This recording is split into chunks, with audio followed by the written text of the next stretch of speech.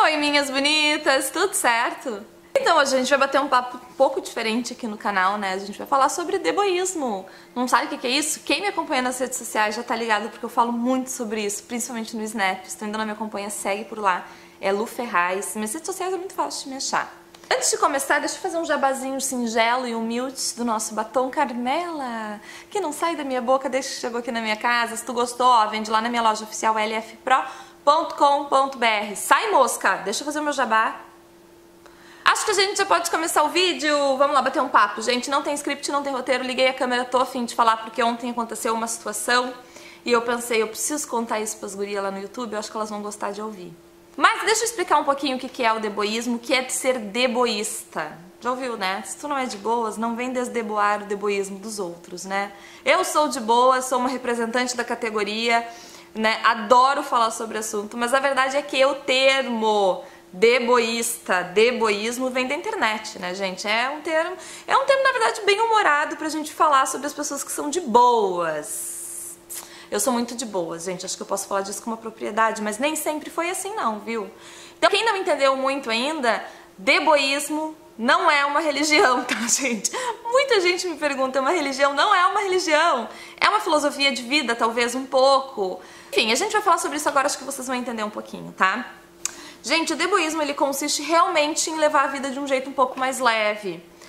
É um exercício consciente, não é de uma hora pra outra que tu diz assim, ah, virei deboísta, agora nada mais me incomoda. Não é assim, quem dera se fosse, mas não é, tá? Claro que os deboístas também se estressam, a gente também tem problemas e a gente também às vezes precisa segurar a onda pra não pirar. Só que hoje, eu digo hoje porque nem sempre fui assim, né? Hoje a coisa é muito mais fácil, eu vou te dizer, que aderir a esse estilo de vida realmente fez com que a minha vida ficasse mais fácil, ficasse mais leve. E por isso que eu falo disso pra todo mundo. E quanto mais pessoas aderirem, mais fácil fica a minha vida também. Porque quanto mais gente deboísta em volta de mim, melhor, não é verdade? Então, gente, resumindo assim, tá? Pra vocês entenderem. O deboísmo, ele consiste principalmente em duas coisas bem importantes. A primeira é dar o real valor que as coisas merecem.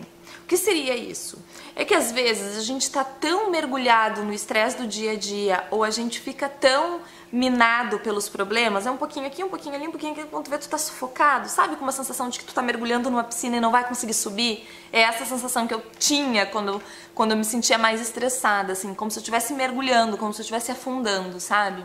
E às vezes é uma solução tão simples ou uma coisa tão boba que a gente não consegue enxergar, porque a gente tá muito mergulhada nos problemas.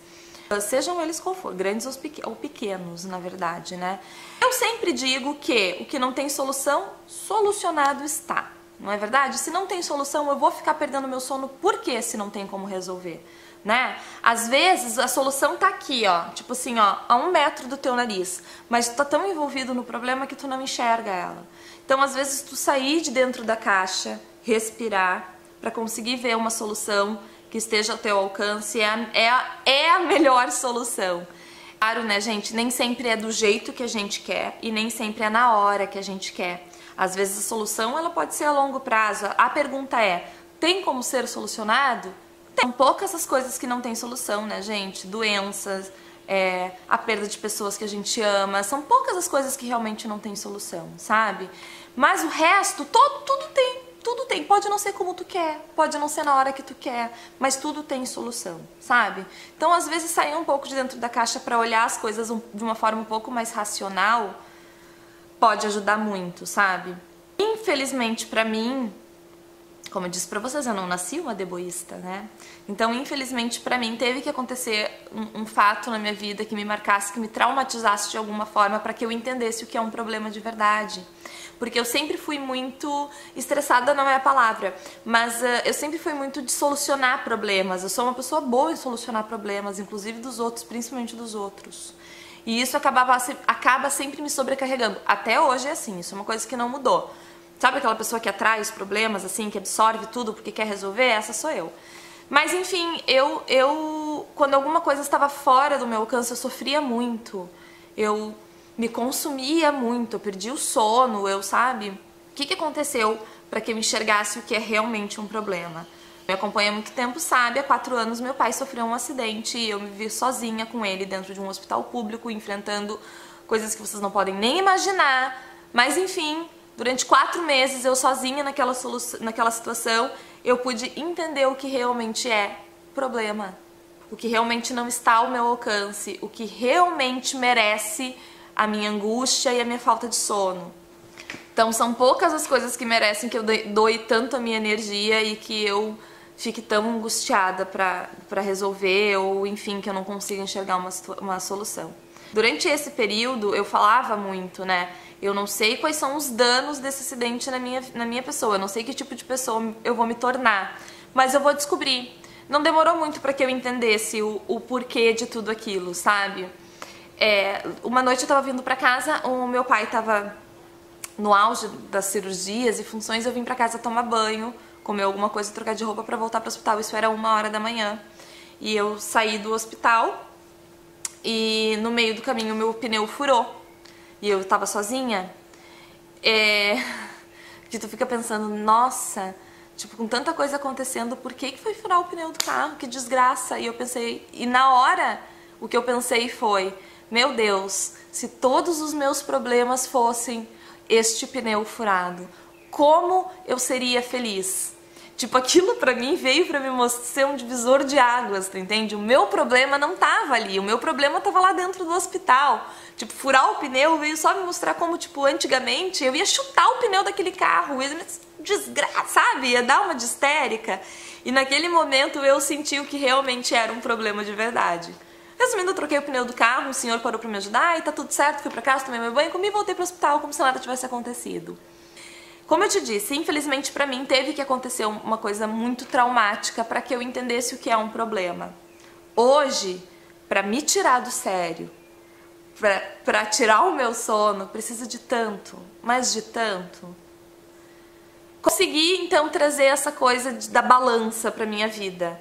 O que é problema e o que não é problema, o que tem solução e o que não tem solução, de um jeito bem racional.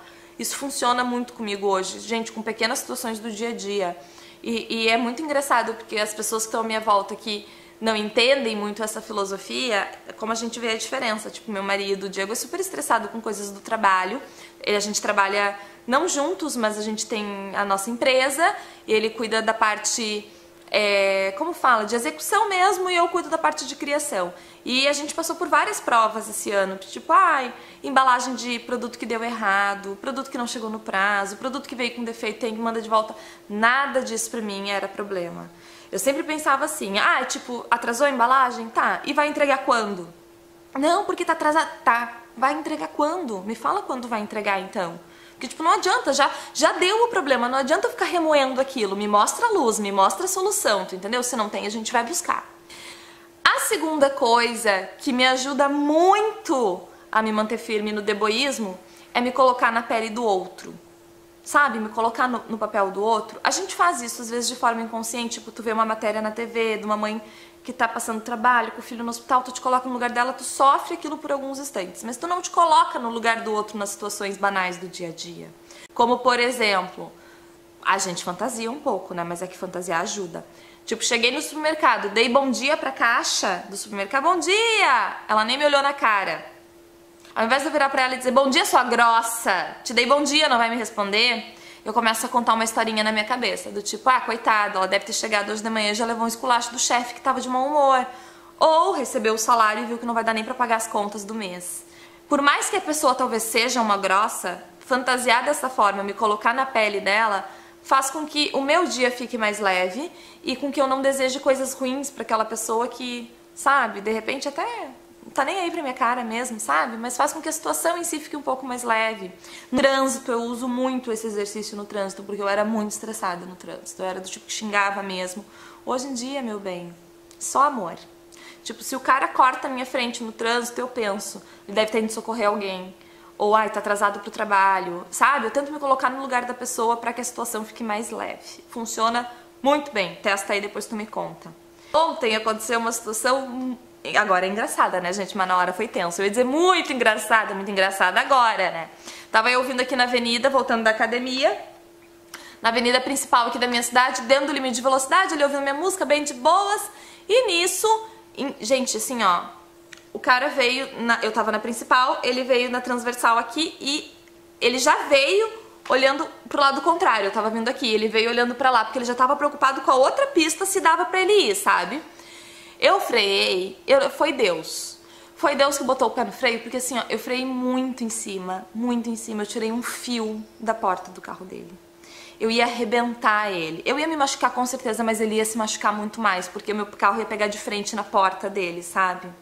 Quando o carro parou, meu coração veio aqui, que o carro parou e eu vi que não tinha acontecido nada de grave, na verdade não tinha acontecido nada, que eu consegui respirar e entender a situação, eu fiquei olhando pra ele, ele tava me xingando. Não sei porquê, né? Ele tava me xingando, mas ele tava me xingando. E eu respirei fundo, virei pra ele e fiz isso aqui. A louca. Eu falei pra ele, um coração. Ainda dei um sorriso assim, ó. Mas não dei um sorriso debochado, dei um sorriso de verdade pra ele. Ele ficou sem ação. Ele olhou, eu só consegui ler nos lábios dele, ô mulher louca. E começou a rir. E foi pro destino dele e eu voltei pra minha casa. O que acontece, gente? Eu vi que não tinha acontecido nada de grave. Ia adiantar eu xingar o cara pra mostrar que eu tava certa e que ele tava errado? Não ia adiantar nada. Eu só ia criar uma situação de conflito, né? Sabe-se lá onde isso ia parar, não é verdade? E ainda ia levar essa energia podre pro resto do meu dia. Nesse caso, gente, eu segui o meu caminho, ele seguiu o caminho dele, não sei pra onde ele foi, eu não sei como foi o dia dele, mas o meu dia foi muito bem, obrigada. Porque não aconteceu nada de grave, eu não bati boca com ninguém, enfim, eu fui, na verdade, alguém me livrou de um acidente, né? Então, na verdade, são pequenas atitudes que a gente faz de forma consciente para que a gente controle a nossa raiva, controle os nossos instintos, se coloque na pele do outro para ter uma vida mais leve, um dia mais leve. Sabe? Vocês não têm noção como isso faz diferença. Quer um outro exemplo bem real? Pra trabalhar com a internet, tu tem que ser muito deboísta. Se tu não for deboísta, assim, olha, boa sorte. Já vai marcando terapeuta, porque tu vai ficar louco, já vou te dizer. Tá pensando em entrar na internet, meu bem? Assiste esse vídeo, salve esse vídeo. Ainda vai botando por tópicos ali as coisas que eu falei. Por quê? Quando vem um comentário maldoso, um comentário azedo de uma limoa, que terminou com o namorado, que tá desempregada, que a coisa não tá boa, daí vem aquele comentário, sabe? Não quer dizer que seja inveja, não tô te dizendo isso. Eu tô te dizendo que quando eu leio um comentário maldoso, eu fico pensando assim: esta pessoa precisou vir até o meu vídeo, minha rede social, destilar um veneno que estava preso na garganta dela. Quem vocês acham que tem um problema? Sou eu ou ela? O que eu faço, gente? Se eu tô muito bem-humorada, eu dou uma resposta à altura com muito bom humor. Você já deve ter visto as minhas respostas, né? Agora, se eu não tô com paciência, se eu nem quero aquela energia, eu respondo todo mundo que me deu um comentário feliz, que me trouxe uma energia boa pro meu dia, que me deu um elogio, que veio me trazer alguma coisa produtiva e simplesmente ignoro aquele comentário maldoso e continuo respondendo. É o meu jeito de mostrar pra essa pessoa que eu estou de bem com a vida e se ela não está, sinto muito, não é verdade? Mas também sempre tento me colocar no lugar da pessoa pra também, né? Uma coisa que me ajuda muito é também nunca responder na hora da raiva. Eu dificilmente me estresso aqui na internet, mas eu vou te dizer que é porque o deboísmo me ajuda muito. Porque antigamente eu recebia 100 comentários positivos, se eu recebesse um negativo, era aquele comentário que me torturava o dia inteiro. Hoje em dia, meu bem, ai, como a gente muda, que coisa boa, né? Envelhecer. Maturidade faz isso com a gente. Então, resumindo, gente, o deboísmo é consciente. Não é do dia pra noite, não é de uma hora pra outra. E nos momentos que o deboísmo não te ajuda, ou nos momentos que, tipo, realmente nem sendo muito adepto do deboísmo vai solucionar, a gente tem que acreditar em algo maior. Eu tenho uma relação muito próxima a Deus, na minha relação com ele é totalmente vertical, eu não preciso ficar falando em Deus o tempo inteiro pra saber que o meu acerto de contas é com ele, é aqui que eu presto as minhas contas, sabe? É nele que eu me apego quando nem o meu deboísmo dá conta, porque tem vezes que a coisa não, né, o problema é maior, a coisa é mais grave, então tu ter fé. Eu não tô nem pregando aqui eu tô falando de Deus porque é nisso que eu acredito, mas talvez tu acredite em outras coisas. Mas a fé é uma coisa que ajuda muito quando o deboísmo não dá conta. Na verdade, é o grande gancho dessas situações da vida. Eu acho que é tu ter algo maior pra acreditar. E eu acho que quem não tem deve ter uma vida mais vazia, uma vida, acho que mais solitária, porque nesses momentos a gente se sente muito sozinho mesmo, né? Quando precisa de ajuda e não tem a quem buscar. E se tu não tem no que acreditar, eu acho que deve bater uma solidão. Nesses casos eu me apego a Deus e comigo sempre funciona, sempre preenche meu coração, sempre sinto uma paz assim que parece que a vida volta ao normal. Certo, gente? O vídeo deve ter ficado um pouco longo, eu falo pra caramba, mas eu tinha muita vontade de trazer esse vídeo aqui pro canal, porque muitas de vocês me perguntam e pedem pra que eu fale mais no Snap. Eu acho que de alguma forma esses exemplos práticos da vida de uma pessoa que tem uma vida bem atribulada como eu tenho uma vida como a tua também, trabalho, tenho problemas, né? Quem não tem? Espero mesmo ter te ajudado, ter de repente te dado um norte. Quem sabe tu também vira um deboísta e a tua vida fica mais leve. Na verdade, te ajuda a solucionar alguns problemas no teu dia a dia. Certo, gente? Fica aqui meu beijo cheio de carinho. Deixem sugestões para o próximo vídeo, se vocês querem um outro bate-papo sobre qual assunto. Enfim, vai ser um prazer atender. Voltamos no início da semana com conteúdo de sempre, relacionado a maquiagem, tutorial, dicas, enfim. Certo, gente? Fica aqui então meu beijo cheio de carinho, de batom Carmela, mais um jabazinho. Um beijinho de batom Carmela pra ti. A gente se fala muito em breve. Até lá. Tchau.